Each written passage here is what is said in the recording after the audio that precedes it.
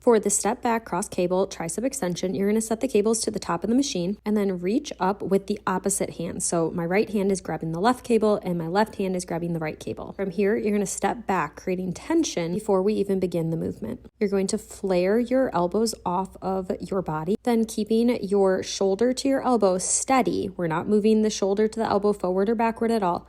Just bending at the elbow, creating elbow flexion.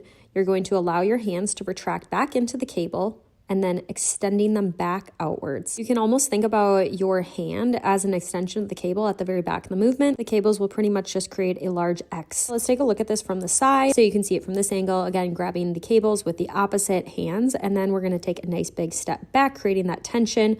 Want to make sure that we have some tension in our upper back as well. We want to be standing tall here. There should be very minimal, if any, lean forward. Again, you're going to press out and down on those cables, thinking about those handles or your arms as an extension of the cable when fully extended back. What we don't want is to end up extending the arm back past our torso. Again, from the shoulder to the elbow should be staying in one spot. We don't want to see the elbow drifting forward or backward throughout the movement. This is what we want to avoid. We don't want that. We want that elbow to just stay in place next to the body in alignment with the torso, but flared off. So here I'm about to turn to the side so you can see what I mean as far as flared off. We don't want our elbow tucked directly to our side. We want it a little flared off just so it lines up with the cables. And then here we're going to look at it from the side, again, grabbing the cables, and then we're going to step back. Again, a fairly upright torso. You can use a staggered stance like I do, have the 2 feet apart, or you can keep them together, but staggered would be a little bit more stable.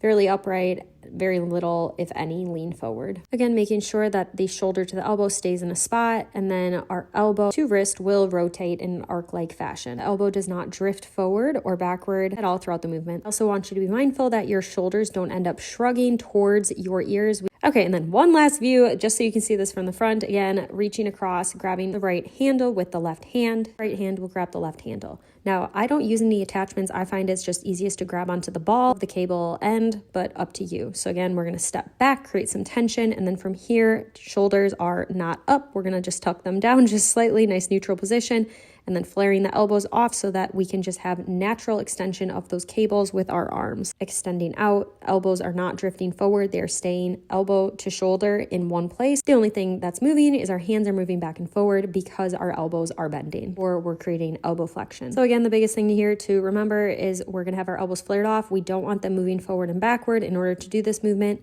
Nope, our elbows are staying in place. We're just bending as you allow your hands to retract back into the cable and then down and outward.